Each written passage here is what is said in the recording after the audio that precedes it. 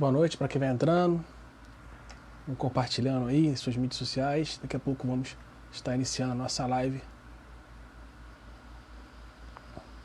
Nosso bate-papo sobre literatura fantástica com o professor e pastor Márcio Simão.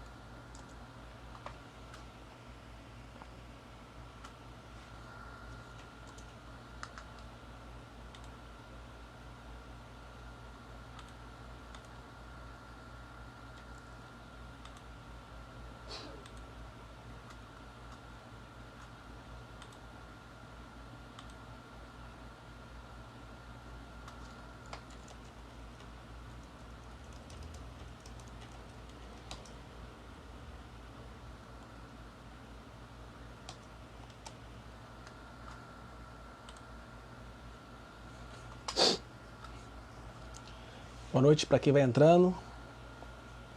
Só estou aguardando aí o nosso convidado da noite chegar para a gente começar a nossa live aí de segunda-feira sobre literatura fantástica. Nosso convidado da noite é o professor e pastor Márcio Simão. Estou em contato com ele aqui, aguardando ele estar entrando em nossa live.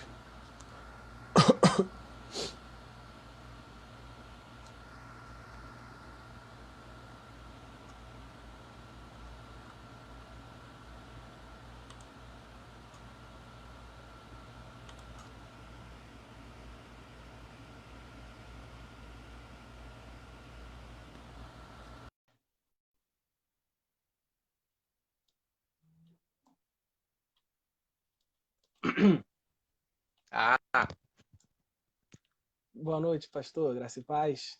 Fala, Thiago, tudo bem? Graça e paz. Tudo bem, graças a Deus. Pastor, é um grande prazer ter o senhor aqui conosco nessa noite, tá? Para estar compartilhando aí o seu conhecimento, abençoando a nossa igreja. Então, quero falar em nome da igreja e meu nome aí, agradecer aí, tanto meu nome quanto o nome da igreja, pela sua disponibilidade, sua participação. Tá bom, pastor? Prazer é meu estar participando. Obrigado pelo convite. Vamos então estar iniciando a nossa live dessa noite. Nosso convidado dessa noite, para quem está aí assistindo essa live, é o pastor e professor, né, Márcio Simão. Ele é coordenador do curso de teologia, né, da Unigran Rio, IAD. Também é pastor batista na Igreja Batista em Itaipava. Ele também pesquisa, né, a literatura, em especial a literatura fantástica, como locus teológico para o discurso da teologia e para a experiência mística cristã. Eu queria começar, pastor, perguntando aí um pouquinho sobre, explicando um pouquinho sobre essa sua relação aí com a literatura fantástica. Cara, Bom, primeiro, boa noite, né? Boa noite a todo mundo que está assistindo também. Obrigado mais uma vez pelo convite. Assim, desde que eu me entendo por gente, eu gosto de literatura fantástica. Que, na verdade, envolve um gênero bastante amplo, dependendo do autor que você pesquisa, né? Então, desde ficção científica até livros de fantasia, até livros mais misteriosos, então, como contos de Edgar Allan Poe. Então, assim, essa literatura sempre foi uma paixão minha desde que eu me entendo por gente. Então, eu amo ficção científica, já li muita coisa, né, dessa área. Já li O Senhor dos Anéis umas 5 vezes até hoje, a trilogia, sem contar o Silmarillion, o Hobbit, Os Contos Inacabados e os outros livros do Tolkien. E também muita coisa do C.S. Lewis, que é o autor que eu pesquiso, na verdade, desde a graduação em teologia. Então é um universo que para mim me encanta muito, assim, tem muito a oferecer, né, para a vida em geral. Muito bom, pastor. Eu queria que o senhor explicasse aí para principalmente aí para quem está assistindo e às vezes não conhece a terminologia, né, literatura fantástica. Queria que o senhor explicasse para a gente o que é literatura fantástica e qual é o propósito da literatura fantástica. Então, Tiago, na verdade é um termo, é um gênero literário, né, que é um pouco difícil de definir. Como eu falei até um pouco antes, depende muito do autor que você pesquisa. A Ana Luísa Camanari, perdão, ela escreveu um texto, um livro, da pesquisa sobre o tema, sobre literatura fantástica. E é interessante que ela vai pontuando na sua obra os vários autores que se debruçaram sobre o tema para pensar o que é literatura fantástica. Então, para a gente tentar assim encontrar uma definição, talvez o melhor caminho seja encontrar, dentre esses autores, os elementos em comum que eles percebem nesse gênero literário, né? E aí, dentre esses elementos, talvez o que mais se destaca é uma intromissão, entre aspas, de um elemento do espanto, do insólito, do sobrenatural, do não explicável no mundo racional. Então seria uma espécie de espanto, né? Uma literatura que causa espanto, não porque gera fuga do mundo, gera resistência ao mundo, mas porque consegue devolver ao mundo, ao nosso mundo racional, né, uma dimensão de um elemento fantástico, de um elemento que ultrapassa a nossa própria capacidade de pensar, né, nossa própria capacidade de raciocínio, digamos assim. Não é um elemento contra a razão, mas ele vai além da razão. Então, por exemplo, essa autora ela diz o seguinte: narrativa fantástica, há uma oscilação entre, para explicar o termo, né, que pode ser explicada pelos traços comuns existentes entre romance gótico, narrativa fantástica e realismo mágico. Três gêneros literários que, num certo sentido, acabam se encontrando na literatura fantástica, né? Então, definir esse termo é bastante complicado, como eu falei. Agora, é interessante pensar os seus, como você perguntou, os seus propósitos, né? Qual é a sua finalidade. E acho que nesse sentido ela tem ela fornece a nós uma grande vantagem, que ela responde a certos anseios humanos que a mera racionalidade não é capaz de responder. A gente é fruto, na verdade, no Ocidente, a gente é fruto de uma ênfase muito grande num racionalismo que vem desde o iluminismo positivista, do positivismo do século XIX, e vai nos afetando, né? E aí a gente acaba lendo a vida com uma única lente, que é a lente racional. Mas nessa perspectiva, se perde muito do elemento humano. E aí essa literatura ajuda a reencontrar esse elemento. É justamente por isso, inclusive, que ela pode também servir, né, que é servir de ponte ou de lugar para a reflexão teológica.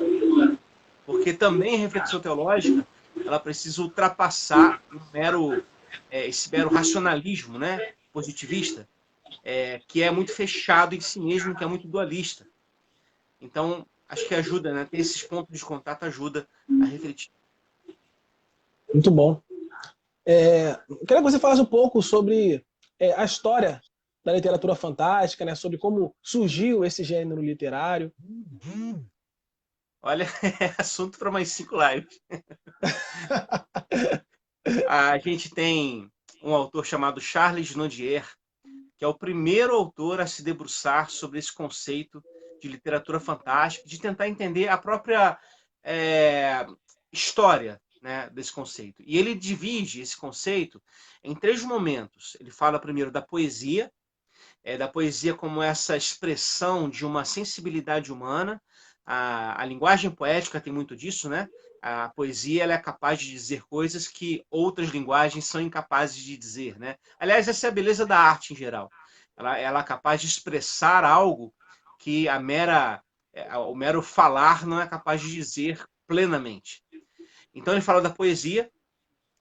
Da poesia, ele passa por um segundo momento, que seria o foco poético que se volta para um desconhecido, para o universo da alteridade, do encontro com o outro, né, diferente de mim, tanto fora de mim quanto dentro de mim. E aí ele diz que aqui abre esse espaço para a própria religiosidade humana. E um terceiro momento que ele propõe, que é a lógica, é um tema engraçado, ele fala da invenção da mentira. Mas não a mentira lida de forma pejorativa, né? A mentira como essa capacidade de recriar mundos, né? De criar novas realidades.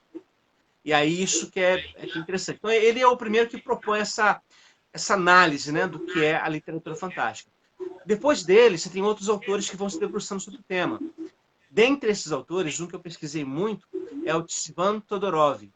É um crítico literário, trabalha crítico de gêneros literários em geral, e ele analisa muito bem essa perspectiva da literatura fantástica. Né? O que ela é, o que ela pode representar para nós, como é que ela se desenvolveu ao longo do tempo, né? E aí, como eu falei, dependendo do autor pesquisado, você encontra uma definição mais abrangente ou menos abrangente. Tem alguns autores que entendem a literatura fantástica como um elemento que envolve autores diversos, de diversos séculos, que trabalham esse tema vinculado ao insólito, ao misterioso, ao fantástico, né? ao sobrenatural. Outros já cortam mais esse período histórico e propõem. É um gênero literário que nasce no século XIX, e aí diz respeito a certos autores apenas. Mas eu acho que os dois podem se encaixar, né? Porque a leitura aqui, como eu estava falando, é pensar o que ela pode proporcionar para a gente, né? E aí, eu acho que aqui um elemento bem interessante da literatura fantástica é essa questão de assombrar-se com aquilo que a gente acha comum, né? Porque às vezes a gente se acostuma, né, com a própria vida, né? A gente se acostuma. E de repente a literatura apresenta um elemento insólito, algo que está presente na realidade, mas que não é só dela. Atravessa a realidade, né? E aí esse elemento é importante para a nossa formação mesmo, enquanto seres humanos. Muito bom, pastor, muito bom. Agora eu quero fazer esse link, né, da Sim. literatura fantástica com o meio cristão, né, com a teologia, né. Assim, a literatura fantástica eu acho que ela é bem mais explorada no meio secular, pelo menos é a minha impressão. Né? Se eu fizer falar alguma coisa equivocada, você pode ficar à vontade para me corrigir, tá? Não sou nenhum especialista no assunto. Mas o que me parece, né, é que no meio secular a literatura fantástica ela é mais explorada, né? A gente vê Harry Potter, a gente vê os super-heróis, né? Eu acho que é considerado na literatura fantástica, né? Enfim, Percy Jackson, a gente vê vários livros, né? Desse gênero. E no meio cristão a gente não vê tanto, né? Como a gente vai explorar C.S. Lewis, mas C.S. Lewis já é um autor já antigo, né? Entre aspas, não é um autor assim que já faleceu. Difícil você encontrar autores hoje em dia. Fala assim, um autor que está vivo hoje, que explora literatura fantástica. Pode até ter algum, mas não é tão conhecido assim, né? Pelo menos no meio cristão. Quando a gente fala de literatura cristã, a gente pensa logo em Lewis, pensa em Tolkien, pensa nesses caras um pouco mais antigos. Então me parece que é um pouco mais explorado pelo meio secular. Se você quiser também discursar sobre isso quando o senhor tiver oportunidade, pode ficar à vontade, né? Tá. Então eu queria que o senhor falasse, assim, defendesse, né, a importância da literatura fantástica para a vida do cristão, para o meio cristão. Né? Eu queria que o senhor falasse um pouco sobre isso, né? Se é Tá. importante, se não é, né? O porquê é importante. Enfim, fica à vontade. Eu acho que é importante. E assim, é importante em vários sentidos, né? Por exemplo, vou falar primeiro do campo da própria teologia. A teologia, ela tem a pretensão de fazer um discurso sobre Deus, né? A gente sabe, né, e alguns descobrem isso com um espanto durante o curso de teologia, que na verdade o nosso discurso não pode ser sobre o Deus em si mesmo de forma absoluta, né? Porque não há boca humana capaz de falar de Deus de forma absoluta. Então o nosso discurso sobre Deus sempre é relativo, ele sempre aponta para algo, né? Ele não se fecha, ele não pode ser uma doutrina considerada absoluta sobre Deus. E eu acho que nesse sentido a literatura fantástica nos ajuda nisso também. Por quê? Porque a literatura fantástica ela ajuda a, como eu disse antes, a repensarmos a nossa ideia de realidade. Não é que ela negue a realidade, mas ela propõe uma análise que supera a realidade, que participa da realidade, mas que a supera. Dá uma dimensão nova. Que é a dimensão da própria arte, da própria literatura, da própria poesia. A Adélia Prado, por exemplo, tem um poema que diz o seguinte: às vezes Deus me tira a poesia. Vejo uma pedra e olho uma pedra. Né? Você olha uma pedra e vejo só uma pedra mesmo. E eu acho que esse elemento que a gente acabou perdendo na construção do nosso mundo ocidental especial, mas também da própria teologia, é um elemento problemático. Por quê? Se eu considero a teologia como uma espécie de racionalização absoluta sobre o divino, sobre o sagrado, então eu vou entender que o meu discurso sobre Deus é absoluto. E sendo assim, ele acaba sendo um instrumento de medir os discursos alheios, inclusive considerando certos discursos diferentes do meu como hereges, como necessário de serem apedrejados, né, serem expurgados, etc.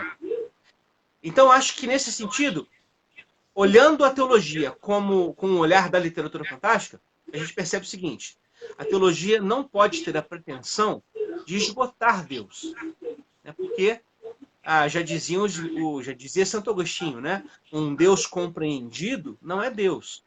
Né? Um Deus que cabe na nossa cabeça não é Deus. Então Deus é de quem nós falamos, e aí a teologia tem essa ousadia de tentar nomear o que não pode ser nomeado.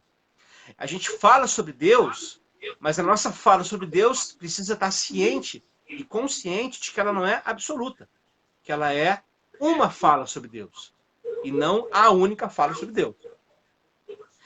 E aí, para tentar resumir esse assunto aqui, Fique à vontade, pastor. Perceber Deus dessa natureza, dessa forma, traz para nós um elemento que está muito presente na teologia mística. Os místicos cristãos, como São João da Cruz, Santa Teresa d'Ávila, eles diziam basicamente o seguinte: a melhor forma de falar de Deus é calando. Porque a gente não pode falar de Deus em si mesmo, né? Esse é o ponto. Há um elemento de mistério. O Deus que se revela plenamente, segundo a tradição cristã, ele se revela plenamente, mas ele não é absorvido plenamente. Porque nós somos seres relativos. Então ele mantém em si uma dimensão do mistério. E essa dimensão do mistério é a dimensão do fantástico. Entende? Então, há uma possibilidade aqui de coexistir essas duas relações. Quando, na literatura fantástica, por exemplo, eu me deparo com um elemento que está na realidade, mas que aponta para além dela, há aqui um elemento da própria experiência mística, que é a experiência cristã, a experiência da religião, né? E está presente no cristianismo. Então, acho que nesse sentido, a literatura fantástica ajuda a teologia, né? A reflexão teológica. Mas também ajuda a gente, né? A gente individualmente mesmo. E aí não só por esses elementos que eu estou falando, mas também porque ela em si mesma é uma narrativa que apresenta elementos necessários à nossa vida. Nós somos vocacionados a construir novos mundos, né? Na literatura do Gênesis, quando se propõe ao ser humano que ele nomeie os animais, aquilo basicamente é uma cocriação, né? Ou seja, crie junto, né? Junto desse Deus criador. E aí, nesse ato de usufruir da literatura fantástica, ou mesmo escrevê-la, a gente está sendo co-criador. Então, a gente está cumprindo uma vocação para a qual nós fomos feitos. Eu espero ter ficado claro isso aí. Não, muito bom, pastor. O senhor falou uma coisa, né, que me veio uma outra coisa na cabeça, eu queria que o senhor avaliasse se faz sentido ou não. Né? Que o senhor falou, né, que a literatura fantástica, né, aponta para algo que está além de nós, não é isso? E eu lembrei da prova da existência de Deus de Descartes, que ele fala que o fato de termos a sensação do infinito, né, aponta para um Deus que de fato é infinito, porque o efeito não poderia ser maior que a causa. Se nós fôssemos seres infinitos, se tudo se resumisse à finitude, jamais poderíamos ter a sensação de infinitude, né? Isso eu acho que, pelo menos pelo que você falou, me parece essa mesma ideia da literatura fantástica, né? Se a gente pensa, né, por uma realidade que vai além do que de fato nós enxergamos da matéria, da física, né? Isso aponta para algo para a existência de algo que está além da matéria e do que a gente vê fisicamente, né? É isso mesmo? Faz sentido o que eu falei? Não faz? Não, tem muito sentido. Na verdade, é claro que os elementos de Descartes, o elemento das provas ontológicas de Santo Anselmo ou de Tomás de Aquino, eles são eminentemente racionais. mas é uma fé em busca de compreensão, né? Esse elemento que é importante. Então, eu acho que é um problema para nós, enquanto cristãos, a gente reduzir a nossa experiência de Deus à mera razão. A razão é importante, mas não sozinha. Quando, por exemplo, a Sim. gente lê o apóstolo Paulo falando em Romanos sobre o culto racional, a gente acaba interpretando esse culto racional como aquele culto onde tudo está na sua ordem, né? Tem início, tem meio, tem fim, tudo certinho. Mas não é isso que ele está falando. Ele é um judeu, ele não é um grego. Ele está falando como judeu. E falando como judeu, o culto racional é o culto que é feito com a vida toda. Mesmo porque nessa passagem ele fala de ofertar os vossos corpos como sacrifício vivo a Deus. Então, é o culto que se oferece com a mente, mas também com o coração, com o corpo, com a alma, com tudo. Né? Amar a Deus acima de todas as coisas, com todas as suas forças, com toda a mente, entendimento e etc. Então, esse elemento integrador que a gente acabou perdendo no meio do caminho, né? Descartes, por exemplo. Descartes ele propõe o método cartesiano. O método cartesiano é um método que, quando surge, ele configura uma nova forma de ver o mundo. Só que ele também traz limitações. O método cartesiano é um método racionalista, redutor. Por quê? Porque ele considera, primeiro, uma hierarquia na qual a razão está acima de tudo, né? O método dele de duvidar de tudo é isso, né? Eu duvido de tudo. A única coisa que eu não posso duvidar é de que eu duvido. Então, se eu penso, eu existo. Tudo Ou bem, eu seja, penso. Logo... ele reduz a existência humana ao pensar. Mas nós não somos apenas pensar, nós somos sentir, nós somos, né, elementos de afetividade. E esses elementos precisam estar presentes na nossa relação com Deus, na nossa relação com o próximo, com o mundo. Porque senão a gente acaba, como eu disse antes, né, criando um dualismo, uma oposição. Né? A gente coloca assim, de um lado está a razão que a gente tem que valorizar. Do outro está as emoções, por exemplo, que a gente tem que rejeitar. De um lado está o espírito, que a gente tem que buscar. Do outro está a carne, a matéria, que a gente tem que rejeitar. Dualismos antropológicos que vêm ou da filosofia grega ou dessa racionalização de Descartes que nos afeta. Então, a gente precisaria repensar a nossa forma de ver a teologia, de ver a relação com Deus, de ver a nossa relação com o outro, com o mundo, num viés integrador. E aí, tanto a mística cristã fala dessa lógica, como a própria literatura fantástica também aponta para essa lógica. Né? Porque há na literatura, como a gente está falando, né, há na literatura fantástica elementos que superam dimensões da mera visão. O C.S. Lewis, lá num artigo chamado Três Formas de Escrever para Crianças, ele fala o seguinte: a literatura fantástica, de fantasia, os contos de fada, por exemplo, eles não são fuga do mundo. Ele diz, a criança, ela não rejeita as árvores reais porque conheceu árvores encantadas lá no livro do Conto de Fadas. Ao contrário, as árvores reais ficam mais encantadas por causa da sua leitura. Então, a literatura fantástica, ela projeta sobre o mundo uma nova forma de ver, de ler. E isso que é muito legal. Porque isso nos ajuda a tirar esse elemento de mera, como eu falei, mera racionalização. Obviamente, como eu falei, a fé, ela também passa pela razão. A razão é importante, mas não sozinha. É por isso que há alguns autores, como por exemplo Gianni Vattimo, ou Edgar Morin, com o seu pensamento complexo, que propõem uma espécie de raciovitalismo. Ou seja, é uma razão ligada à vida. Então, a vida toda, não é só um pensar.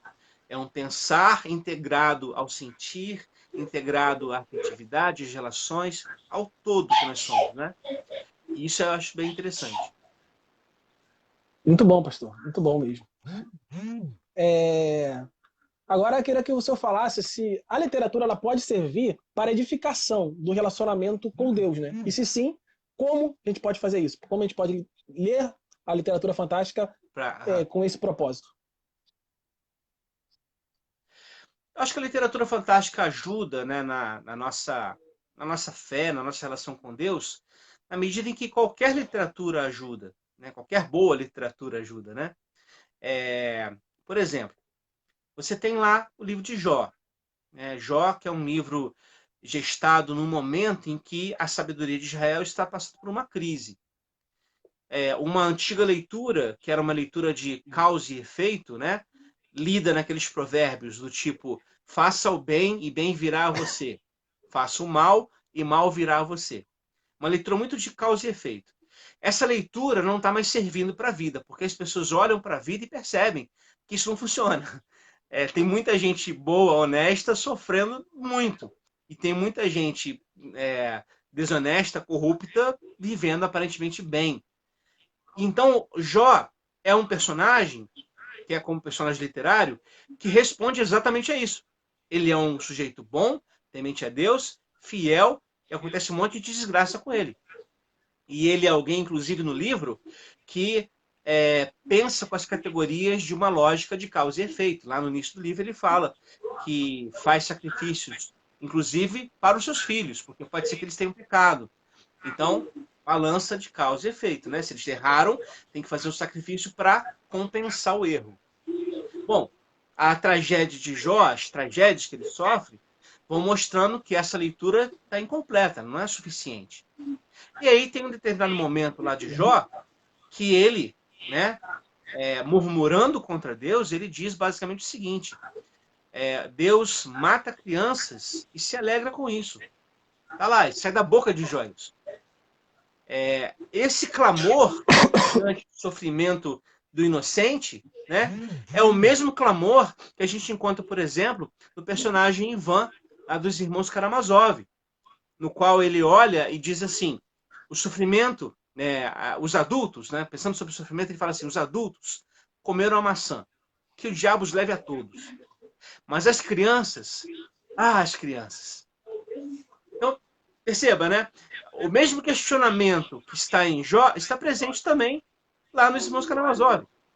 É uma leitura da vida, porque a literatura fala da vida. E ao falar da vida, fala também de Deus, porque Deus está na vida. Então a literatura, em geral, né, ela nos fala, ela nos edifica nesse sentido. Né?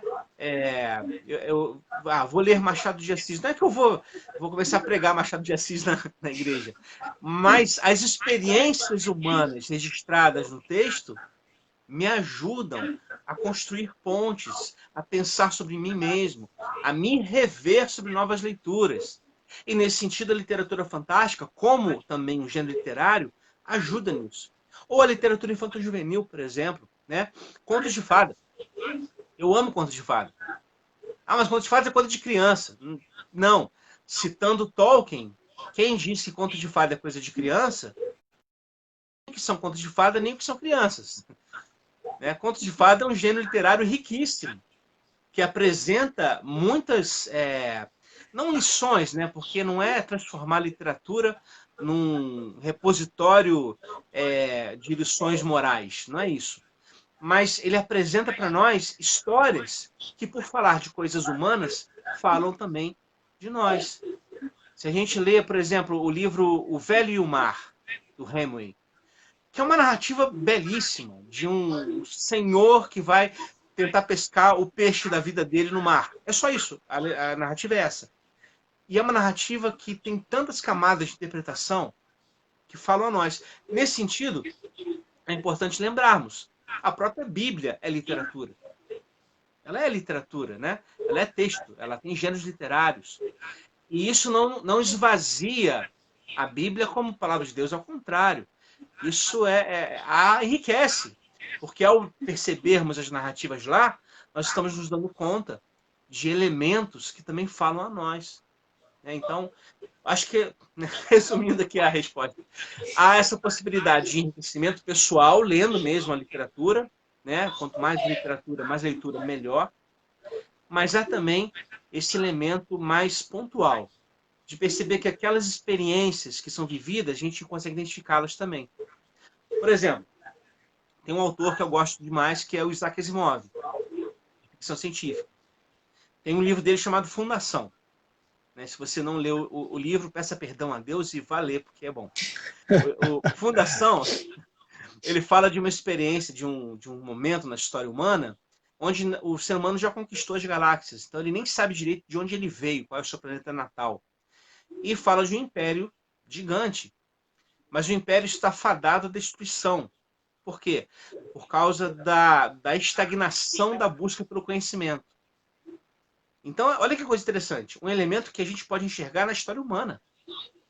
Tá? Ou na história das religiões. A gente pode perceber essas relações, né? Então, acho que esses exemplos, esses elementos, propõem para a gente uma análise que enriquece muito a vida, né? Então, acho que seria mais ou menos por aí. Falei Muito demais. bom. Pastor, não, fica à vontade, a gente tem bastante tempo. Tem uma dúvida minha. Distopia é considerado literatura fantástica?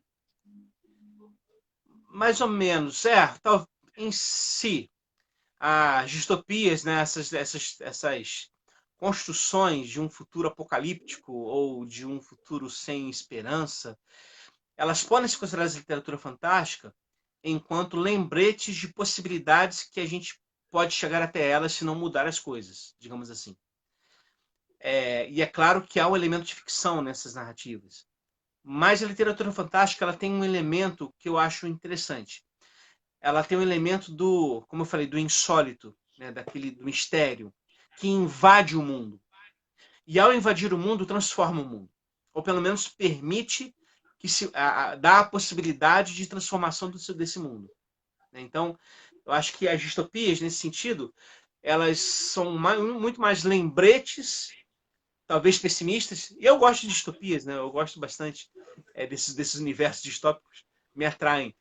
Mas eu acho que são muito mais lembretes pessimistas do que pode acontecer, do que afirmações de esperança do que deve acontecer. Mais ou menos Entendi. assim. Muito bom. Só foi uma dúvida mesmo que eu fiquei pensando. Eu gosto muito de distopia também. Eu falei, considerado ou não é considerado? Eu ainda não tenho. Como o senhor mesmo falou, é difícil definir, né? Que é literatura fantástica. Eu também não tenho muito firme na cabeça o que é, né? Assim, tem textos livros que é claro que é literatura fantástica, né? Mas tem livros que eu fico na dúvida, assim, é ficção, mas, né, como o senhor falou, né, é uma possibilidade, né, como se fosse, é uma realidade possível, né, então não sei se chega a ser considerado literatura fantástica, porque é uma realidade possível, no caso. Né? Eu vou ler aqui para você uma definição do Remo Cesarani, no livro O Fantástico. Ele diz o seguinte: literatura fantástica é um modo literário que teve raízes históricas precisas e se citou historicamente em alguns gêneros e subgêneros, mas que pode ser utilizado e continua a ser, com maior ou menor evidência e capacidade criativa, em obras pertencentes a gêneros muito diversos. Porém, há uma precisa tradição textual vivíssima na primeira metade do século XIX, que continuou também na segunda metade e em todo o século seguinte, o século XX, no qual o modo fantástico é usado para organizar a estrutura fundamental da representação e para transmitir de maneira forte e original experiências inquietantes à mente do leitor. Essa é a base. Experiências inquietantes à mente do leitor. Então são experiências que tiram o chão, né, digamos assim. O leitor está acostumado a uma certa realidade e aí, de repente, vem um elemento que joga por terra essa realidade e o leitor fica meio que sem saber o que fazer. Mas aquele elemento está presente. Ele não é de um outro mundo, desvinculado do nosso. Ele é de outro mundo, mas que está atravessando o nosso. Acho que nesse elemento que é a base da literatura fantástica. Muito bom. Lembrando, pessoal, que vocês podem ficar à vontade para fazer seus comentários, se quiserem levantar alguma questão aí, vocês podem ficar à vontade, tá? Isso aqui é um bate-papo. Eu pergunto muito mesmo, eu gosto de perguntar. Mas não sou só eu que pergunto, não. Vocês podem ficar à vontade para fazer suas perguntas também. E lembrando também que esse bate-papo também vai ficar disponível, né, no nosso canal do YouTube. Você que ainda não está inscrito lá, se inscreva. Tem todos os nossos outros bate-papos também, muito assuntos bons que a gente já trabalhou aqui, estão todos disponíveis lá no nosso canal do YouTube, Igreja Batista Central e Duque de Caxias. Vão lá, se inscreva. E também depois lá, caso queira rever a live, compartilhar, fique à vontade, tá bom? Vamos para a nossa próxima questão? Queria que o senhor falasse agora quais cuidados o cristão ele precisa ter, né, com esse gênero da literatura fantástica. Se é preciso ter algum tipo de cuidado, quais tipos de cuidado ele precisa ter? acho que o tipo de cuidado com isso, a única ressalva que eu faço a esse gênero, é quando, na verdade, ele é uma literatura de baixa qualidade. Em que sentido? Quando promove, por exemplo, fuga do mundo, ou rejeição do mundo, ou promove uma espécie de divisão. Eu vou dar um exemplo aqui, e talvez eu passe a ser odiado agora por muitos ouvintes, mas apesar de que eu gosto dessa série, tá? Eu gosto dessa série. Mas analisando nesse aspecto, a obra do Harry Potter. Tem um elemento fantástico lá. Tem Hogwarts, né? Um elemento de magia. Mas a magia está desvinculada do mundo humano, do nosso mundo. Inclusive, quem não é mago são trouxas. Né? Ou seja, há uma clara divisão. A magia que é feita no nosso mundo, ela é punida, porque não pode ser feita aqui. Então, neste sentido, apesar de que a narrativa é muito interessante, é muito boa, é muito agradável, mas nesse sentido, a saga do Harry Potter é uma fuga do mundo, é uma separação. A magia sai do mundo e vai para um outro lugar, para outro espaço, que é onde acontecem as histórias. O nosso mundo é o nosso mundo cinzento, nosso mundo sem cor, digamos assim. As cores estão lá. E não tem esse processo de volta. As coisas estão lá. Embora, como eu falei, o gênero literário em si, essas histórias, trazem certamente muitas questões importantes para pensar, para refletir, mas eu acho que tem esse elemento. Para tentar uma oposição aqui. Crônicas de Nárnia. Crônicas de Nárnia tem um elemento fantástico em Nárnia, mas há uma troca, há um elemento de diálogo entre o nosso mundo e o mundo de lá. Tanto que as crianças que saem do nosso mundo, né, no primeiro livro da série, O Leão, Feiticeiro e o Guarda-Roupa, vão para Nárnia, retornam ao nosso mundo, mas retornam diferentes. Retornam reis e rainhas de Nárnia, porque uma vez rei e rainha em Nárnia, sempre será rei e rainha em Nárnia. Então, esse elemento está presente, essa inter-relação entre os mundos. E aí, numa das narrativas, né, lá do Viagem Peregrino da Alvorada, o próprio Aslan, né, diz: eu também estou em outros mundos, você precisa me conhecer em outros mundos, pelo meu Ia nome. falar isso agora. É, Ia ou falar isso seja, agora. há um elemento de ligação aqui, né?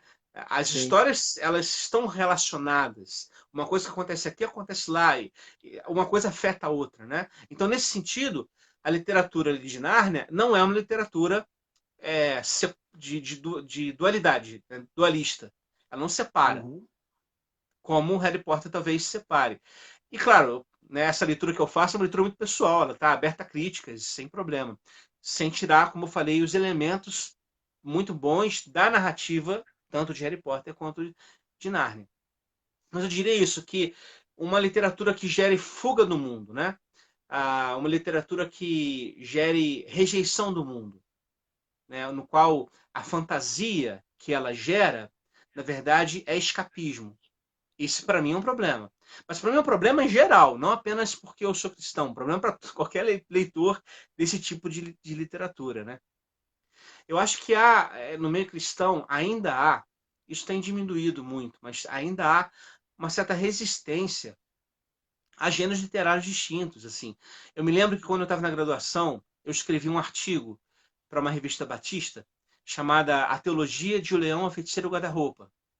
Eu recebi vários e-mails de resposta, a gente achando interessante a análise e tudo mais, mas eu recebi alguns que me chamavam basicamente de servo de Satanás, porque eu estava promovendo uma literatura do diabo. Né? Chamaram Nárnia de obra luciferiana. E eu fiquei Nossa. olhando, lendo aqueles comentários, pensando, uau, mas por quê? Onde é que eu errei? Mas eu acho que é essa resistência, sabe? E eu acho que é uma resistência que, inclusive, é gestada pela falta de percepção de que na própria Bíblia também temos literatura fantástica. Né? Há literatura fantástica na Bíblia. O que são, por exemplo, os relatos do Apocalipse, se não literatura fantástica? Lá não é um texto para ser entendido literalmente, literatura apocalíptica é simbólica por natureza. Então, ali está uma literatura fantástica que leva o vidente, leva João para ver, para descortinar a história, mas que mantém ele com os pés no chão. E isso é bem interessante. Ele vê a história descortinada, né? Revelada, apocalipse na sua frente, mas é a história que ele conhece. né? Os elementos estão presentes lá no seu próprio momento. Acho que aí temos literatura fantástica. As parábolas que Jesus conta, é claro que são gêneros literários distintos, mas há elementos ali do fantástico também, né? Os próprios relatos dos milagres que Jesus faz são elementos do fantástico presentes que causam impacto nos discípulos, né? Quando Jesus faz algo, eles, quem é esse que até o mar obedece a sua voz? Então há esse elemento aí. Muito bom, pastor. É, eu queria pegar uma fala do senhor, que o senhor falou que gosta de conto de fadas, né? Eu também gosto muito de conto de fadas. Assim, eu já ouvi algumas críticas com relação, eu queria saber a opinião do senhor com relação ao gênero da literatura fantástica dos contos de fadas, né? Que no conto de fada, né, é muito comum a gente ver bem delineado assim, esse é o herói, esse é o bom, esse é o mal, né? Talvez isso tenha mudado nos textos, né, na literatura mais moderna, né, que eles fazem agora personagens que são mais elaborados no sentido de que ninguém é totalmente bom, sempre tem ali seus traços, né, de maldade, claro. Assim como os vilões agora, atualmente, têm feito, assim, os autores, né, têm trabalhado um pouco mais as motivações do vilão. Tu vê que tem algumas motivações legítimas, talvez eles tenham interpretado de uma forma equivocada e agido de uma forma equivocada, né? Não agido da forma adequada com relação ao problema que ele teve na sua vida, mas tem uma motivação ali legítima ali, né? Um problema legítimo nele e tal, que às vezes até a gente até às vezes fica do lado do vilão, algumas vezes, né? O texto faz a gente acabando se solidarizando com os vilões, né? Muitas vezes. Me lembrei aqui do Pantera Negra. Me lembrei do filme Pantera Negra. Eu quase torci lá pelo vilão, cara. Não, acontece muito. E assim, aí eu queria que o senhor falasse um pouquinho se, dependendo da forma que você lê, né, os contos de fadas, se não tem um perigo da gente cair um pouco nesse maniqueísmo, né, nessa dualidade da vida, achar que existe o bom tá lutando contra o mal, né, que impede igualdade, que existem pessoas que são heróis e existem realmente pessoas que são totalmente vilões. Se não tem esse perigo, dependendo da forma que você lê os contos de fadas ou não, o que você acha sobre isso? Sim, eu acho que, bom, os contos de fada eles sofreram uma metamorfose, né, na história. A gente acha que eles são literatura para criança, mas na verdade não. Quando nasceram, eles não eram literatura para criança, eles eram literatura para adultos mesmo. Mesmo porque os contos de fada foram suavizados, os seus finais foram suavizados, especialmente na coletânea lá que você tem dos irmãos Grimm, né? Que dão finais diferenciados. Você pega, por exemplo, o final de Chapeuzinho Vermelho, o final real, é, é muito desconcertante, aquele conto em si, né? Muito estranho. Há uma autora chamada Marie von Franz que estuda a sombra e o mal nos contos de fada. E ela analisa exatamente isso. Ela fala, claro, primeiro ela propõe, né? Eu não estou focando aqui nos contos de fada na sua leitura mais atual, mais contemporânea, mas sim no seu processo de formação. E nesse processo de formação você tem elementos claramente de uma mistura mesmo nos personagens, né? Você tem a sombra e o mal nos contos de fada. É claro que eles são focados em determinados espaços, determinados personagens, mas você tem também uma certa dualidade, né? Por exemplo, no livro Fantastes, que é o livro que o C.S. Lewis leu aos 17 anos, o Conto de Fadas do George MacDonald. Ele leu esse livro quando tinha 17 anos e foi o livro que deu início ao processo da sua conversão à fé cristã. Ele diz, inclusive, na sua biografia, que esse livro batizou a sua imaginação. Nesse livro, que narra a história de Anodos, Anodos é um garoto, é um rapaz que ele perdeu o pai recentemente, ele tem muita vontade de visitar a Terra das Fadas, e ele acaba recebendo a visita de uma náiade, de um espírito das fadas, que o leva até lá, ele vai lá, passa por várias aventuras. Sem querer dar spoiler aqui, mas tem uma parte do livro em que ele liberta a sua própria sombra. E a sombra o acompanha em boa parte da jornada. E a sombra faz com que ele perca de vista o elemento fantástico daquele mundo onde ele está. Então ele está vendo, por exemplo, uma criança com 2 brinquedos mágicos na mão, lindos. e de repente a sombra fica entre ele e a criança. Ele vê a criança através da sombra, da sua própria sombra. E, na verdade, a criança se revela ser uma criança comum, e os brinquedos na verdade, um pedaço de pau e um catavento comum, né? Então, é uma maneira de dizer o seguinte: uma leitura, a presença da sombra, que faz parte ali da história, que tá ali, faz parte de Anodos, né? Ela, na verdade, ela pode tirar esse elemento do fantástico. Então, é preciso saber coexistir com isso, né? É preciso saber coexistir com as nossas próprias sombras. Então, voltando aqui aos contos de fada, você tem elementos na história dos contos de fada que, claro, propõem uma luta do bem contra o mal, certamente. Há esse elemento presente. Mas é um elemento que se vence de uma forma diferenciada. O Tolkien, no autor do Senhor dos Anéis, ele escreve um livro chamado Sobre Histórias de Fadas, que na verdade é a sua palestra numa universidade na Escócia. E nesse livro, ele está analisando contos de fada e diz o seguinte: os contos de fada eles têm um elemento em comum, que é a chamada virada repentina, a virada jubilosa, no qual há a vitória final do bem contra o mal. Mesmo esse bem, né, diz ele, mesmo esse bem que também carrega consigo problemas, ele vence o mal. E ao fazer isso, ele mesmo ele é redimido por esse ato. O Tolkien chama isso de eucatástrofe.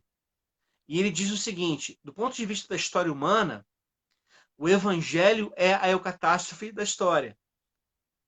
Porque todos os elementos de um conto de fadas estão presentes na história do evangelho. Inclusive, essa virada repentina, jubilosa, que é a ressurreição. Ele diz: a ressurreição é a eucatástrofe da história humana. Então, acho que a gente pode pegar muitos elementos do conto de fada e ler dessa forma, né? Claro, tendo em vista que eles são construções histórico-sociais, localizadas temporalmente, culturalmente, que eles também têm essas narrativas reconstruídas ao longo da história. Então, seria interessante estudá-las no seu processo de origem. Mas para perceber que nem sempre essa leitura que a gente tem de vilão de novela das 8 né, da TV, que é mal até a raiz dos cabelos, é mal porque é mal, né? Isso não acontece na vida real e vice-versa. Tem um cara totalmente bom e perfeitamente bom. Isso não existe. Para a gente pensar o que no outro exemplo, Ítalo Calvino tem um livro chamado O Visconde Partido ao Meio. Ele conta a história de Visconde Medardo de Terralba, que ele vai lutar numa guerra e uma bala de canhão o parte literalmente ao meio. Então fica duas metades. Uma metade se perde na guerra e a outra metade volta para casa. E aí, assim, uma das metades é totalmente boa, incapaz de fazer mal a qualquer pessoa, nem a pensar mal. E a outra metade é totalmente má. E é interessante na história que quem convive com a metade totalmente boa acha ela insuportável. Porque diante de alguém perfeitamente bom, eu não posso ser eu mesmo. Então elas vivem com medo de falar algo, né, de gerar problema, e aí ficam lá resistindo. E por outro lado, a metade inteiramente má, ao fazer ações mais, acaba gerando bem para certas pessoas. Então é a maneira que o Ítalo Calvino tem de mostrar que, na verdade, o ser humano é essa junção. E aí ele diz, inclusive, diz lá no texto, né? Somente quando ele se junta e se forma de novo um homem completo, é que ele pode amar, né? E isso é muito legal. Isso é bem interessante. Esses são elementos assim de contos que a gente podia trazer, né, e repensar na nossa existência. Muito bom, pastor. A próxima pergunta seria sobre a narrativa fantástica na Bíblia. Você já falou sobre isso? Você quer falar mais alguma coisa? Ah, tem. Não, eu acho que na verdade, como eu estava falando, né, a gente precisa levar a sério o fato de que a Bíblia é literatura. E como eu falei, isso não tira nenhum problema da Bíblia, não afeta ela como palavra de Deus, como texto sagrado. Ah, não. É, há gêneros literários na Bíblia que precisam ser entendidos dessa forma. Então, salmos, genealogia, narrativas históricas, narrativas de milagres, provérbios, ditados, legislação, cartas, Apocalipse, são gêneros literários distintos. E aí, quando eu compreendo cada gênero como ele de fato é, eu consigo interpretar melhor os textos do que interpretá-los literalmente, né? Como se fosse uma narrativa única que caiu do céu pronta. Muito bom. Para a próxima, essa aí é polêmica, hein, pastor? O cristão pode ler literatura fantástica dita secular, né, que são feitas por não cristãos ou não? Cara, eu acho que não só pode, como deve. Deixa eu falar assim. Claro que há exceções, assim, mas via de regra, na minha experiência de leitura, os textos que eu li de cristãos, de literatura, que querem fazer literatura fantástica, mas querem fazer literatura fantástica com tons de proselitismo, né, de evangelização forçada. Eles estragam as suas narrativas. Eles produzem literatura pessimamente mal escrita. O Lewis, né? O pessoal fala, o Lewis ele fez as Crônicas de Nárnia para evangelizar a criança. Não, não é verdade. O próprio Lewis nega isso numa carta que ele escreve.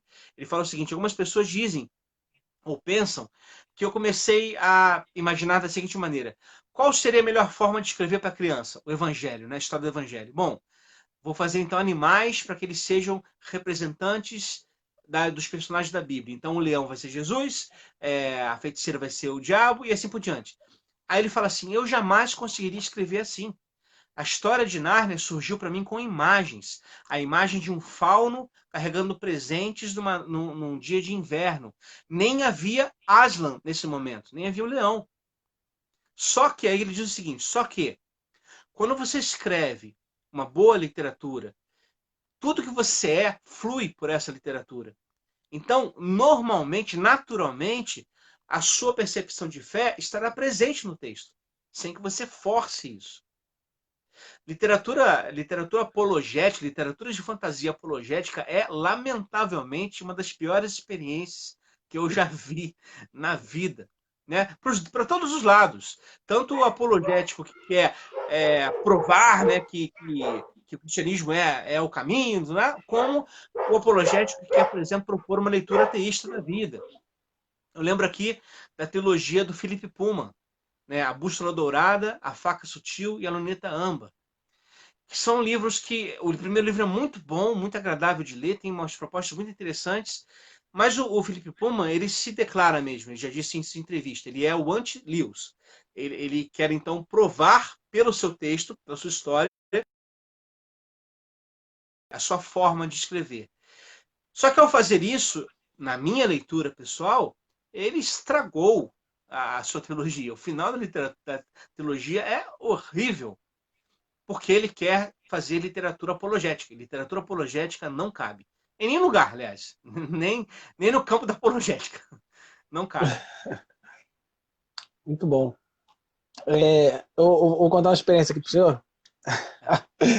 Aí, porque assim, uma vez, quando era adolescente, eu gostava muito de Harry Potter, né? Então, enfim, a adolescência toda, né? Eu tinha 11 anos quando lançou o primeiro Harry Potter, eu acompanhei, fui nos cinemas. Eu tenho também aqui, ó, a saga Harry Potter aqui, ó. Tem todos os livros, né? Já li, gosto, né? E uma vez eu fui num acampamento de jovens, era novinho, tinha 18 anos, 19 anos, fui num acampamento de jovens, e uma das camisas que eu levei foi uma camisa de Harry Potter, né? Só que eu não usei no primeiro dia, ainda bem. Porque no primeiro dia que eu usei a camisa lá, não lembro qual camisa que eu usei, tá, mas eu usei a camisa, estava no acampamento.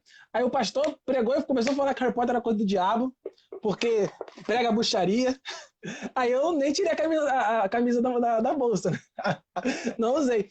Mas eu quero que você falasse sobre isso, sobre essa questão, né? Porque assim, o Harry Potter fala sobre bruxaria, né? Só que não necessariamente uma bruxaria na mesma perspectiva, da mesma forma que é considerada bruxaria na realidade, né? Mas fala sobre bruxaria, né? Então isso pode ser considerado assim, uma coisa que não é para cristão, é para cristão, que pode, que não pode, né? Nesse sentido, eu conheço muita gente que bate, por exemplo, na saga Harry Potter, que é muito famosa, né? Mas em outras sagas também a gente vê, né? Pessoas batendo por causa desse tipo de coisa, né? Eu queria que o senhor falasse a sua opinião aí como estudante aí dessa área.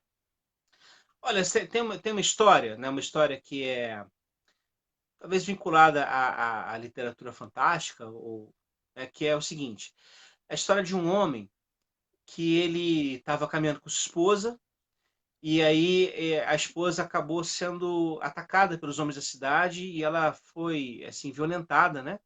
e acabou morta na manhã. Ela passou a noite inteira sendo violentada e ficou morta. E aquele homem levou o corpo da mulher para casa, partiu em 12 pedaços e mandou um pedaço para cada região que ele conhecia. História horrível, né? E está lá no livro de Juízes. É Bíblia. Então eu quero dizer só com isso o seguinte: os elementos em si não são o critério para julgar se uma coisa é boa ou ruim. Porque se fosse assim, a própria Bíblia tem narrativas que são assustadoras, no sentido mais humano do termo. São narrativas que são terríveis. E eles não, isso não são narrativas que estão lá e nos formatam. Não, elas nos ajudam a pensar. A literatura tem essa capacidade também. A literatura ela tem essa capacidade de nos ajudar a refletir o mundo, a pensar sobre o mundo. Qualquer literatura. E aí, é claro, a presença de elementos fantásticos, de magos, de feiticeiros, em si mesmo, não é um ponto a se pensar, mas é pensar o seguinte: nessas narrativas, qual é a relação que há entre valores humanos e valores desumanos? Qual é a relação que há entre o elemento do valor, né, da bondade, da dignidade, da justiça e os elementos da injustiça? O livro, a narrativa, ressalta a injustiça no lugar da justiça, mas mesmo que isso aconteça, será que não deveríamos então conhecer esses textos para poder julgar? O meu problema com essa lógica de pensar assim, o que eu posso ler e o que eu não posso ler, é porque geralmente alguém vai dizer isso para você. Você pode ler isso, isso e isso, mas isso você não pode. Mas peraí, nós somos chamados em Cristo à liberdade. A nossa consciência se forma a partir da análise que a gente faz da realidade que nos cerca. Então, a gente precisa ter essa coragem de investigar por nós mesmos, de ler por nós mesmos e de tirarmos as nossas próprias conclusões. E nesse sentido, dividir, né, a literatura sagrada de literatura mundana, por exemplo, isso não tem sentido nenhum. Porque na lógica do cristianismo, né, a base central do cristianismo é a encarnação. E a encarnação é Deus assumindo cultura humana. Jesus fala uma língua, né, vive no espaço, vive num tempo. Isso significa então que, graças à encarnação, todo o mundo é sagrado. Né? Porque onde Deus está, aí o local é sagrado. Então todo mundo é sacralizado. A cultura pode sim, então, ser espaço de revelação do sagrado. É o que o Paul Tillich diz, que é um teólogo alemão. Ele diz assim: a experiência de fé é uma coisa que nos toma por inteiro. Então, se é assim, que é a nossa questão fundamental, né? Se é assim, tudo que a gente produz dentro da nossa cultura vai trazer consigo os elementos dessa experiência religiosa. Seja nomeada como cristianismo ou não, ou como qualquer outra religião, ou mesmo sem religião. Há esse elemento vinculado ao transcendente dentro do ser humano. É uma questão antropológica, esse desejo pelo mistério. E isso está presente na produção humana. Então, em qualquer produção humana, eu posso enxergar os valores do reino de Deus, no caso do cristianismo. Acho que depende muito do olhar, né? E aí Jesus fala, né? Se os teus olhos forem maus, tudo vai ser mal. Se os teus olhos forem bons, então, essa capacidade de discernimento. Eu me lembro que, há algum tempo, se falava muito sobre RPG, né? Eu joguei RPG a minha adolescência inteira, assim. Dungeons and Dragons, Call of Cthulhu, que é de terror, Millennia, Tagmar, que são brasileiros, inclusive. E assim, aquilo não trouxe para mim nenhum problema. Eu lembro que aí saía às vezes na mídia, né, que foi encontrado fulano de tal que matou tantas pessoas e entre as suas posses estava um livro de RPG. Ora, o livro em si não está produzindo aquela violência. Assim como jogos violentos não produzem violência. A violência está na pessoa. E aí, né, do coração que saem as coisas ruins, como diz Jesus. Então a pessoa já é assim, já está predisposta a isso. E se a pessoa está predisposta à violência, ela vai ler um texto bíblico e vai matar gente, como acontece. E aconteceu na história do cristianismo e continua acontecendo vez ou outra.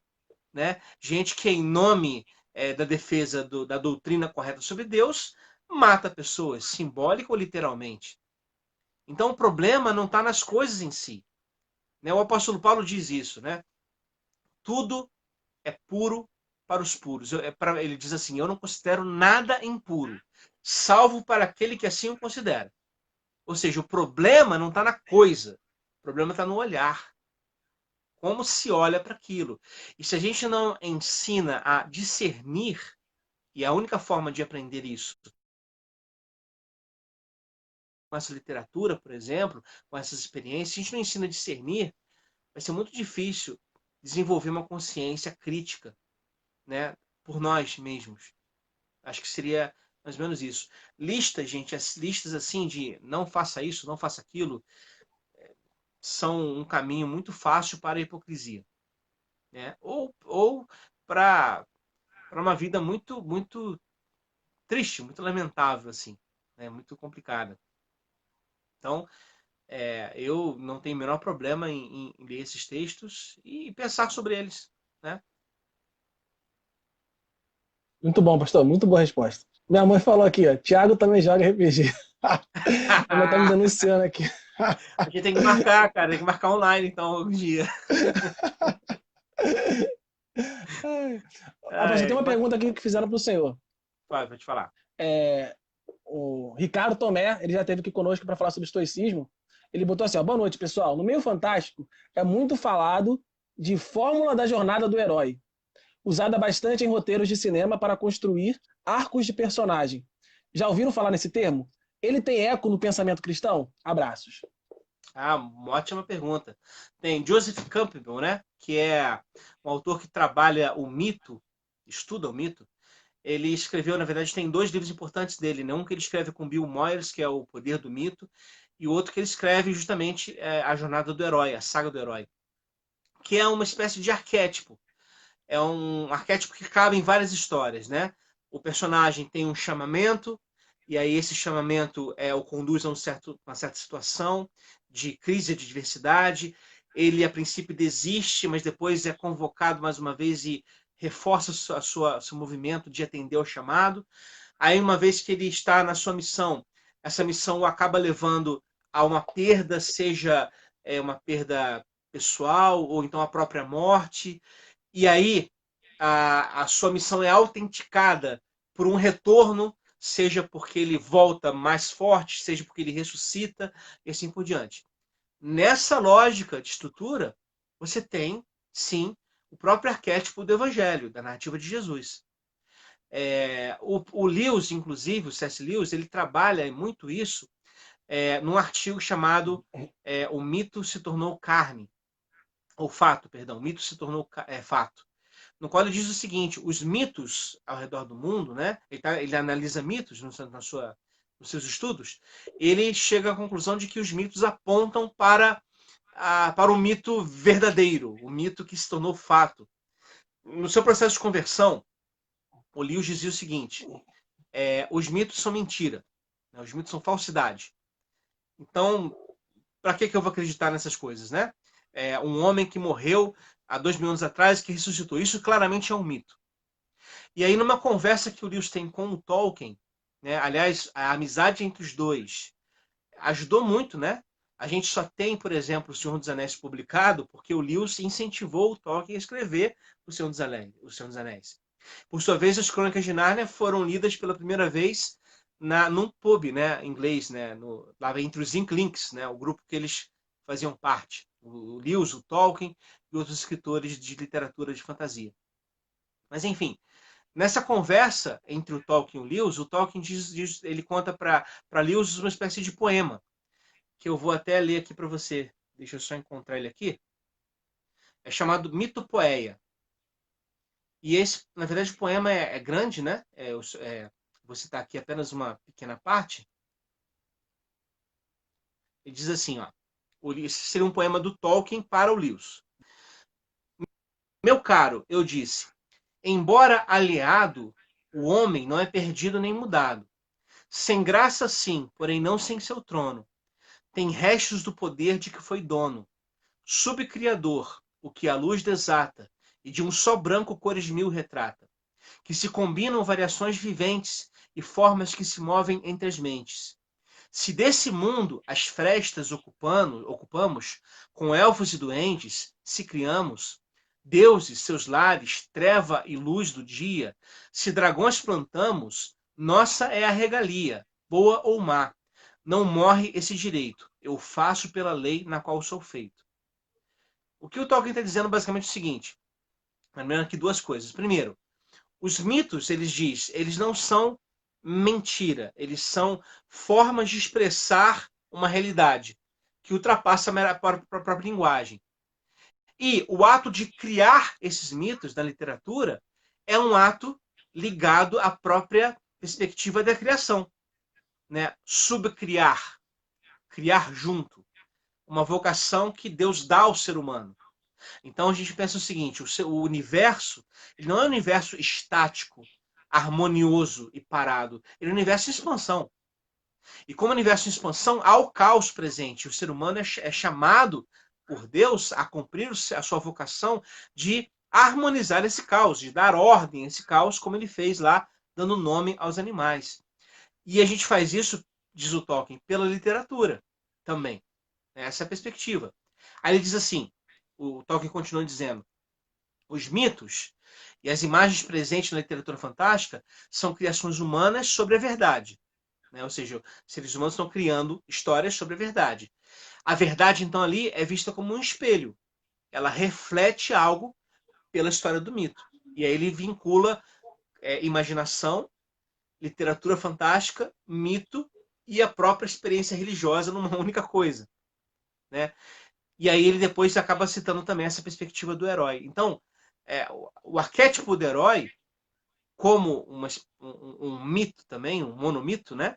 Ele também traz esses elementos de refletir verdades, de apontar para realidades. E, de um certo sentido, reproduzir o que a gente ouviu falar de outras formas. Então, a gente identifica esses elementos. Se você lê né, depois você pode buscar na internet essa perspectiva, um monomito, né, para tentar ler esses pontos em comum, e você percebe o seguinte, essa narrativa ela se enquadra em muita da literatura, em muitos filmes que a gente assiste, os três arcos de um filme, né? A apresentação, aí tem aquele primeiro momento de virada do roteiro, né? E aí para uma nova virada para o final. É uma estrutura também que retrata esse mito, esse monomito. Então seria mais ou menos isso. Então tem bastante vínculo, né? E vale a pena conhecer.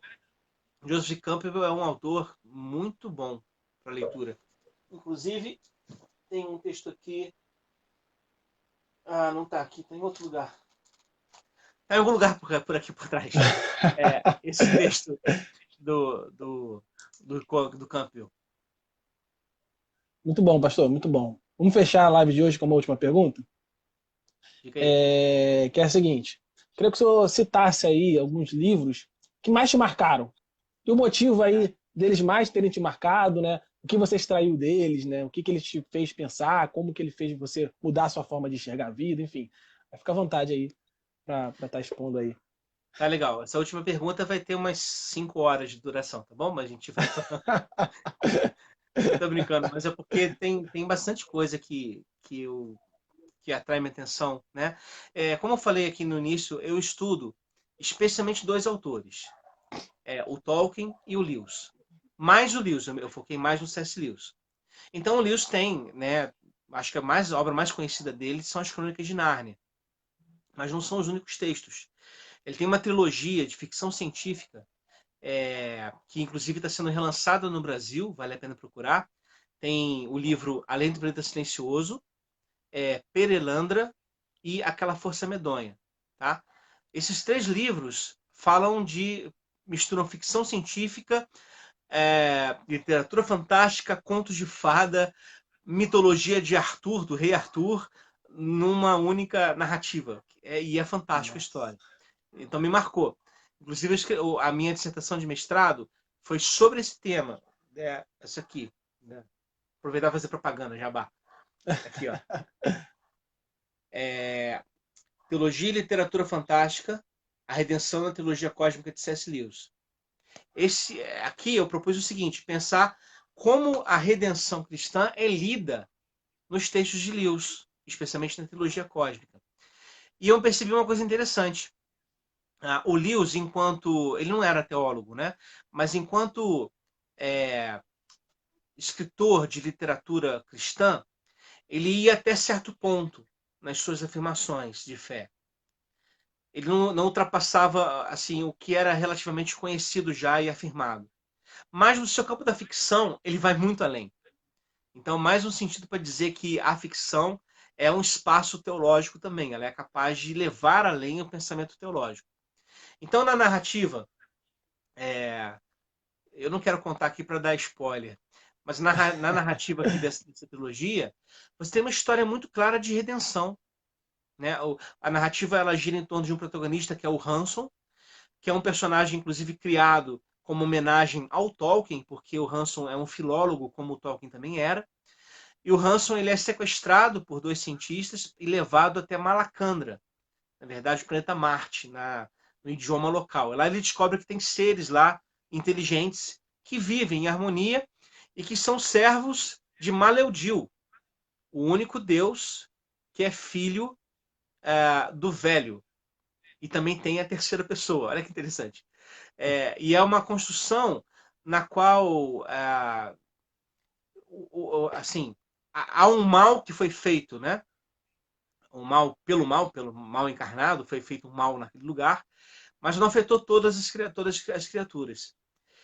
E aí a história vai passando, e aí o protagonista, o Hanson, descobre o seguinte: cada planeta do sistema solar é controlado por um Eudil, né? Por um Oyarsa, que é uma espécie de protetor daquele mundo, que mantém aquele mundo girando. E aí ele conta uma gravura, né, na parede, onde está todos os planetas do sistema solar com o seu Oyarsa representado, exceto a Terra. Porque o Oyarsa da Terra foi riscado. E aí qual é a história que ele depois escuta? Que o Oyarsa da Terra, ele decidiu se rebelar contra Maleudil. Então ele foi trancafiado dentro do seu próprio planeta. Mas, né, no final do primeiro livro, na conversa é a seguinte forma. O Oyarsa de Malacandra conversando com o Hanson. Mas a gente sabe que Maleudil não abandonou o planeta à sua própria sorte, mas ele fez algo grandioso que você pode nos contar. E aí o Lewis começa a falar da encarnação, da redenção de Tulkandra, que é o planeta silencioso que é a Terra.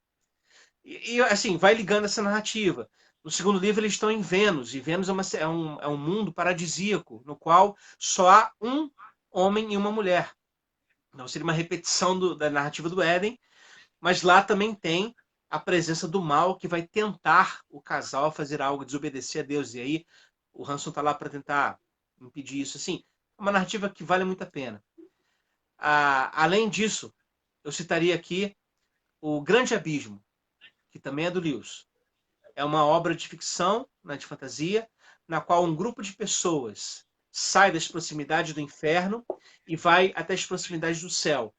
E lá eles encontram com pessoas que estão lá, né, para encontrá-los, e eles começam a discutir sobre as suas decisões humanas. O livro é fantástico e ele apresenta uma perspectiva muito interessante sobre a realidade celeste, né? A narrativa, ela é narrada em primeira pessoa, né? Então como se fosse o Lewis mesmo narrando. Ele chega lá, eles desembarcam num cenário de jardim, e ele olha para os seus companheiros de viagem, que vieram com ele da cidade cinza, né? E ele descobre o seguinte, que ele pode ver através deles. Então eles são fantasmas.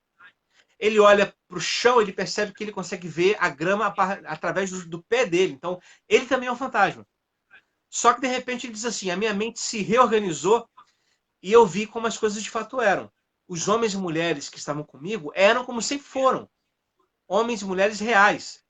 Mas a realidade na qual nós estávamos era tão mais concreta que nós éramos fantasmas em comparação. Olha que coisa fantástica, né? Apresentar uma perspectiva de uma realidade celeste numa linguajar de ficção, evidentemente, ele deixa isso muito claro, que é ficção, mas que ilustra essa perspectiva que os teólogos da Idade Média já tentavam proporcionar. Né? A ideia de que a realidade, né? O real é maior do que a realidade. A realidade que a gente vê com nossos sentidos. O real é maior do que isso. Então são elementos assim das histórias que são muito encantadoras assim. E as Crônicas de Nárnia, enfim, por si só já tem elementos suficientes para a gente pensar em várias dimensões da nossa relação com Deus, com o outro, com o mundo, né? Por exemplo, você tem lá um personagem que é o Eustáquio, que lá no Viagem Peregrino da Alvorada, ele que é ganancioso, ele é chato pra caramba, o pior personagem que existiu, muito chato aquele garoto, e ele pega uma pulseira de ouro, adormece com ela, e quando acorda ele vira um dragão, né? E aí é interessante porque ele vai se arrependendo da sua própria existência, né? Ele quer voltar ao convívio com os humanos, mas não pode fazer isso porque ele é um dragão. E até que ele encontra Aslan. E Aslan rasga a sua pele de dragão com as suas garras. E ele diz assim: foi um processo extremamente doloroso, mas quando ele me jogou numa água, né? Assim, quando ele tirou essa pele de dragão e a pele de menino apareceu de novo, foi como um novo nascimento. Olha que fantástico essa maneira de expressar uma experiência religiosa, uma experiência de conversão, né, segundo o cristianismo, o novo nascimento. É fantástico. Então tem muitos elementos. De verdade, eu poderia ficar aqui a noite toda falando sobre isso. Pastor, quero agradecer a sua presença, tá? Foi um enorme prazer tê-lo conosco, foi uma bênção, tá? Tenho certeza que todos que ouviram a live, ou vão ouvir posteriormente aí em algumas das nossas redes sociais, foram e vão ser abençoados, assim como eu fui, né? E quero, mais uma vez, agradecer a sua participação, a sua disponibilidade, tá? E com certeza, futuramente, a gente vai querer tê-lo conosco aí para falar um pouco mais aí sobre o que o senhor tem estudado, o que o senhor tem aprendido, o que Deus tem falado no seu coração. Legal, Thiago. Obrigado. Eu que agradeço o convite mais uma vez. Foi muito bom estar aqui com vocês. E conversar sobre literatura fantástica para mim é sempre um prazer, é sempre bom. Então, então foi ótimo. Excelente. Pessoal, quero agradecer também a cada um que esteve aqui conosco. Continue ligado nas nossas atividades da Igreja Batista Central e Duque de Caxias, né? Quarta-feira, às 7h30, né? Temos o nosso culto coletivo noturno, estamos expondo o livro de João, né? Às 7h30, 6 horas, eu acho que está 6 horas agora o culto da noite. Pelo menos domingo foi 6 horas, né? Não sei se o pastor vai permanecer com o horário das 6 horas, né? Mas pelo menos na transmissão. Estava tendo 2 cultos, aí depois passou a ser um culto só às 6 horas, eu acho que vai continuar sendo 6 horas. Mas aí fiquem ligados nas redes sociais aí para confirmação. Mas às 6 horas da noite, então, é o primeiro momento, né? Tá tendo nosso culto coletivo também, noturno, domingo, né? E tá tendo a exposição das parábolas de Jesus. Enfim, né? E quinta-feira tem também nosso Café com Fé, onde a gente está sempre batendo aquele papo ali às 4 horas da tarde, né? Também você é o nosso convidado. Então, vocês que estão aí, né? Se inscrevam no nosso canal, acompanhem as atividades da Igreja Batista Central em Duque de Caxias aí, que a gente tem trabalhado duro aí para trazer palavras de vida, palavras de paz, palavras de esperança, né? Palavra de verdade para suas vidas. Amém? Então, vamos fechar a live de hoje mais uma vez. Obrigado, pastor Márcio. Que Valeu, o senhor Thiago. possa estar Agradeço. sendo abençoado por Deus. Agradeço muito o meu convite mais uma vez. Gostei da ideia do Café com Fé, legal. Bom, aproveito também para falar, né, quem desejar informações sobre o curso de Teologia da Unigna Rio, estou à disposição. As matrículas estão abertas. Você é muito bem-vindo a estudar com a gente. Amém. Então é isso, pessoal. Então até a próxima. Tchau, tchau, pessoal. Tchau, pastor. Valeu, Thiago.